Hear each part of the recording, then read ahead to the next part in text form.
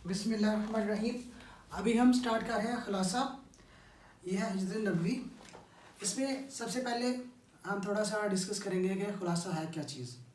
خلاصے سے مراد یہ ہے کہ اگر آپ اس سبق کو ورڈ بائی ورڈ لکھیں گے تو وہ آپ کے جو ہے نوٹ بک کے میں بھی 8-10 پیج جو ہے وہ بن جائیں. ٹھیک ہے. تو آپ نے اس کو جو ہے وہ لے کے آنا ہے 3 سے 3.5 یا 4 پیج میں. ٹھیک ہے. اس کا طریقہ کیا ہے کہ سب سے پہلے آپ یہ دیکھیں کہ اس کو سٹارٹ کیسے کرنا ہے. سٹارٹ. ٹھیک ہے. نمبر 1. نمبر 2, مڈل جو ہے اس میں کچھ اگر واقعات اگر دیے گئے ہیں تو واقعات جو ہیں وہ مڈل کا حصہ بن جائیں گے. ٹھیک ہے. اور نمبر 3 جو ہے وہ نمبر 3 کا اینڈ, اس کو اینڈ کیسے کرنا ہے. ٹھیک ہے. تو اس میں سب سے پہلی چیز یہ ہے کہ کوشش کریں کہ پہلے جو ہے وہ مصنف کا نام اوپر لکھ دیں. ٹھیک ہے. جیسے اس میں مولانا شبلی نعمانی ہے. ٹھیک ہے. پھر آپ جب اس کو پڑھیں گے سبق کو تو آپ کو یہ پتہ چلے گا کہ شروع کا جو پیراگرافس ہیں ان میں بتایا گیا کہ جو اسلام کے ابتدائی ایام تھے, پہلے دن تھے, اس میں کس طرح کا وقت گزرا تھا, حالات کیا تھے, حالات و واقعات کیا تھے, جو قریش تھے وہ کس طرح سے درپے تھے مسلمانوں کے یا پرافت صلی اللہ علیہ وسلم کے, اور جو مسلمان ہیں وہ انہوں نے کیسے ان کا مقابلہ کیا. اور اسی اثنا میں اللہ کے حکم کے مطابق ان کو مکہ سے مدینہ ہجرت کرنی پڑی, چھوڑ کے جانا پڑا. ٹھیک ہے. تو وہ جب چھوڑنے کا جو مرحلہ ہے اس میں بھی بتایا گیا ہے کہ وسلم کی جو صفت ہے کہ امانت دار تھے, تو ان کو فکر تھا کہ امانتیں بھی واپس کرنی ہیں. حضرت علی کو انہوں نے لٹا دیا اپنے بستر پہ, اور حضرت علی کو پتہ لگ گیا تھا کہ وہ قریش جو ہے ان کے قتل کے در پہ ہیں اور وہ کچھ بھی کر سکتے ہیں, لیکن پھر بھی وہ بے خوف ہو کے وہ جو ہے وہاں پہ اور راضی ہو گئے اور لیٹ گئے بستر پہ. ٹھیک ہے. پھر اس کے بعد آپ کو پتہ ہے کہ وسلم جو ہے وہ نبی وسلم جو ہے وہ حضرت بکر صدیق کے ساتھ وہ چل نکلے اور انہیں غار میں پناہ لی. اس غار میں کیا ہوا, کیسے انہوں نے ٹائم گزارا, اور قریش نے پیچھا کیا, کھانا کہاں سے آتا تھا. ٹھیک ہے.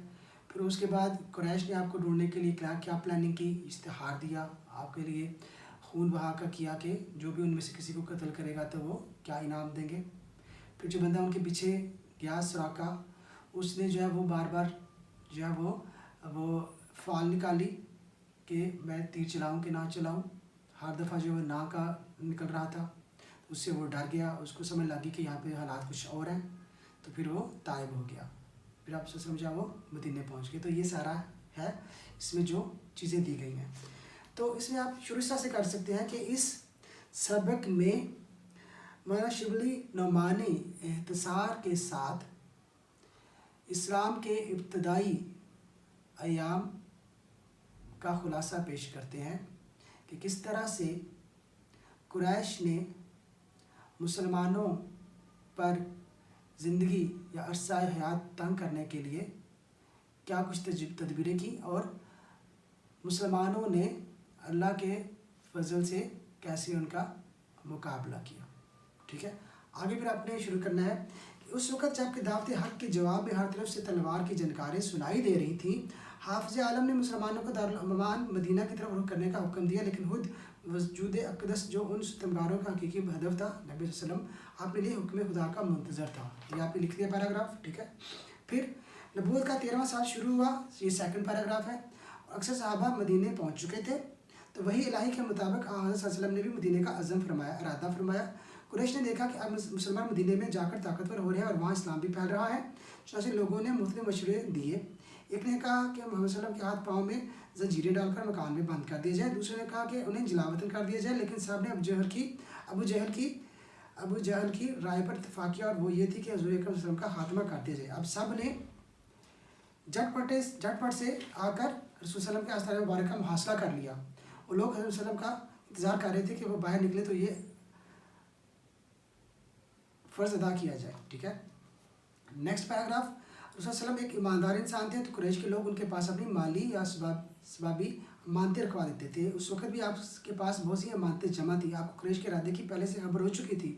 اس لیے آپ نے علی کو بلا کر کہا مجھ کو ہجرت کا حکم ہو چکا ہے، میں آج مدینے سے روانہ ہو جاؤں گا، تم میرے پلنگ پر میری چادر اوڑھ کر سو رہو، صبح کو سب کی مانتے جا کر واپس دے آنا۔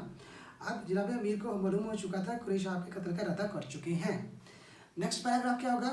کفار نے جب آپ کے گھر کو گھیر لیا اور رات زیادہ گزر گئی تو قدرت نے انہیں بے خبر کر دیا۔ آن صلی اللہ علیہ وسلم ان کو سوتا چھوڑ کر باہر آئے اور کعبے کو دیکھا۔ آپ کی ابوبکر سے پہلے ہی قرارداد ہو چکی تھی، یعنی ایگریمنٹ ہو چکا تھا۔ دونوں سال پہلے جبل سور کی غار میں چھپ گئے۔ حضرت ابوبکر کے بیٹے عبداللہ جو نوخیز جوان تھے، شب کو غار میں ساتھ ہوتے، صبح منہ اندھیرے شہر چلے جاتے اور پتہ لگاتے کہ قریش کیا مشورے کر رہے ہیں۔ مکہ کی خبریں شام کو آن صلی اللہ علیہ وسلم سے عرض کرتے۔ حضرت ابوبکر رضی اللہ عنہ کا غلام کچھ رات گئے بکریاں چرا کر لاتا اور آپ صلی اللہ علیہ وسلم اور ابوبکر رضی اللہ عنہ ان کا دودھ پی لیتے۔ اسی طرح 3 راتیں غار میں گزاری۔ نیکسٹ پیراگراف، صبح قریش کی آنکھ کھلی تو انہوں نے حضرت علی کو آپ صلی اللہ علیہ وسلم کے بستر پر لیٹے دیکھا۔ ان ظالموں نے آپ رضی اللہ عنہ کو پکڑ لیا، تھوڑی دیر محبوس رکھا، یعنی قید رکھا اور پھر چھوڑ دیا۔ قریش مکہ آپ کی تلاش میں نکلے اور غار کے دہانے پہنچ گئے۔ حضرت ابوبکر رضی اللہ عنہ ڈر گئے، اس پر آپ نے کہا، آپ صلی اللہ علیہ وسلم نے کہا لا تحزن، یہ آپ نے عربی میں لکھنا ہے لا تحزن ان اللہ معنا، اس کا آپ نے ترجمہ بھی لکھنا ہے، ترجمہ گھبراؤ نہیں بے شک اللہ ہمارے ساتھ ہے۔ نیکسٹ پیراگراف میں قریش نے اعلان کیا تھا کہ جو بھی آپ کو یا ابوبکر رضی اللہ عنہ کو گرفتار کر کے لائے گا اس کو 100 اونٹ کا انعام دیا جائے گا۔ سراقہ بن حجشم انعام کی امید میں نکلا اور آپ صلی اللہ علیہ وسلم کے قریب پہنچ گیا۔ اس کے گھوڑے نے ٹھوکر کھائی اور وہ گر پڑا۔ اس نے تیر نکالنا چاہا لیکن تیر نہ نکلا۔ وہ آگے بڑھا، وہ دوبارہ آگے بڑھا اور اب کی بار اس کے گھوڑے کے پاؤں گھٹنوں تک زمین میں دھنس گئے۔ گھوڑے سے تو پھر فال نکالی، اب بھی وہی جواب تھا، لیکن بار بار ہمت کرنے کے باوجود سراقہ کامیاب نہ ہو سکا اور وہ سمجھ گیا کہ یہ کچھ اور آثار ہیں۔ اسے نبی صلی اللہ علیہ وسلم کے پاس آ کر اس نے قریش کے اعلان کا واقعہ سنایا اور درخواست کی کہ مجھے امن کی تحریر لکھ دیں، جس پر حضرت ابوبکر رضی اللہ عنہ کے غلام عامر بن فہیرہ نے چمڑے کے ایک ٹکڑے پر فرمان امن لکھ دیا۔ نبی صلی اللہ علیہ وسلم کی تشریف آوری کی خبر مدینے میں پہنچ چکی تھی، پورا شہر آپ کا انتظار کر رہا تھا، منتظر تھا۔ معصوم بچے فخر سے کہتے پھرتے تھے کہ آپ صلی اللہ علیہ وسلم آ رہے ہیں۔ لوگ روزانہ شہر سے باہر نکل کر نبی صلی اللہ علیہ وسلم کا انتظار کرتے اور دوپہر کو تھک کر لوٹ آتے۔ ایک دن وہ انتظار کر کے واپس آ چکے تھے کہ ایک یہودی نے قلعے سے دیکھا اور کہا کہ اہل عرب جس کا تم انتظار کرتے تھے وہ پہنچنے والا ہے، ٹھیک ہے۔ تو پورا شہر جو ہے وہ اللہ اکبر کی آواز سے گونج اٹھا، ٹھیک ہے۔ تو اس طرح سے آپ نے یہ جو خلاصہ لکھنا ہے، اس میں ابتدائی تھوڑا سا جو ہے مواد وہ آپ نے بک سے لینا ہے، پھر اس کے بعد آپ کو جیسے میں نے پہلے بتایا، بار بار بتایا کہ واقعے جو ہیں وہ یاد کرنے آسان ہیں، وہ واقعے آپ نے درج کرنے ہیں اور اینڈ پہ بتانا ہے کہ جب قریش ناکام ہو گئے تو آپ صلی اللہ علیہ وسلم جو ہے وہ مدینے پہنچنے والے تھے اور سبھی انتظار کر رہے تھے، اور پھر وہ جو ہے نا یہودی نے اعلان کیا کہ آپ جو ہے نا وہ تشریف لانے والے ہیں، ٹھیک ہے۔